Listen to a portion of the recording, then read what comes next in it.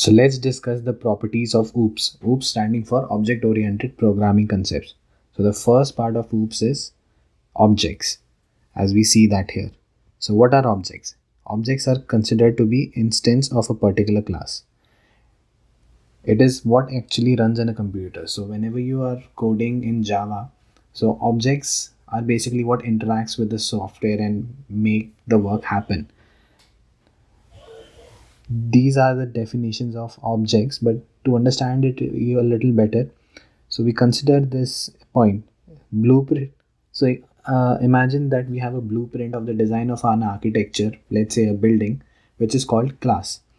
So that blueprint that you have for the architecture, that is considered to be a class that has some generic properties. Like in Java scenario, we have variables and methods. So an actual building constructed or multiple buildings constructed using that blueprint, that is known as an object. So these buildings are objects, and the blueprint is the class using which you develop different objects that can share the generic properties from the blueprint or and have added custom properties to individual buildings. So let's say you created one building, and buildings have a class building has properties, let's say number of floors, rooms, and so on and so forth. So let's say you created one instance of class, let's say object building. So it can have number of floors, let's say 5. Object building 1, number of floors 5, and rooms is equals to 25. Similarly, object building, I'm just writing short abbreviations, 2 will have number of floors. It's a different building, can have different number of floors, so 7, let's say. Rooms, it has, let's say, 47 on each floor. So these are the properties of the class building that are being customly defined here in different objects.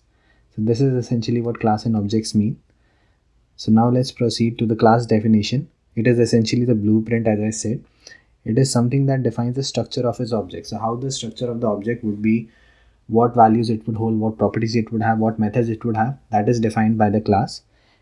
It also contains methods to manipulate that structure. So using method, you can manipulate the structure of the class. We're going to go into details of these definitions much more in later videos. Methods. What are methods? Methods in OOPS are basically programmed procedure that is defined as part of a class. So every class contains some methods, and those methods have some kind of definition or programmed procedure using which you can make something happen, change the structure of the object. So those are the function of methods. So now what is encapsulation? Now we proceed to the 4 pillars of OOPS, which is encapsulation, inheritance, polymorphism, and abstraction. We'll go over these definitions one by one.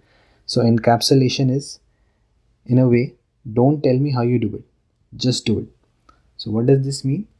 So as the name suggests, encapsulation, it encapsulates the data of what? It is the inclusion of all resources of an object inside of that same object. So basically every variable and method is belonging to a particular object is encapsulated inside that object. So to illustrate more on the first point that we discussed, don't tell me how you do it, just do it. So this point is very helpful to understand that there are different objects in the Java programming, right? So other objects may access the properties of this object without caring about how it is implemented. They just want to implement it. How it is implemented, that is not their concern. This is essentially what encapsulation means. Inheritance. A child inheritance from parent. As the name suggests, every child inheritance whatever they have from their parent, and they have their own self properties as well. So let's say a child inherits a house from its parent and he built another house.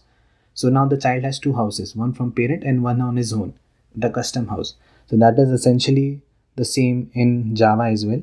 So we have a subclass which inherits from parent class. What does it inherit? All the properties, data, and methods and things like that. So as I said, subclass can have the generic definitions that is inherited from the parent class, or it can also have its custom definition, its additional definitions, or it can also change the definitions that it inherits from the parent class. Another property of inheritance is whatever works for the parent class is tested and verified. That same thing can be used and will also surely work for the child class as well. So this is inheritance. Next we discuss polymorphism. As the name suggests, polymorph means something with multiple forms. So the same thing with multiple forms. So in Java, what does that mean? Same name, operator or symbol or things like that, which can be used having different meanings in different contexts.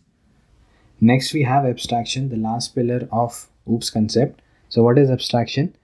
Abstraction, as the name suggests, to abstract the data, right? So what does it do? It only shows the essential details to the user and avoids user having to view the complex implementation. It abstracts those details and only represents the important things to the user. So this is essentially what abstraction is. And reuse, basically, as the name suggests, we do not reinvent the wheel. We use whatever the existing code and functionality we have developed, and if we need that same code and functionality somewhere else, we just reuse it. So this is essentially what are the features of OOPS, namely objects, class, methods, encapsulation, inheritance, polymorphism, and abstraction, and reuse. Note that these four properties, encapsulation, inheritance, polymorphism, and abstraction, they are called four pillars of OOPS.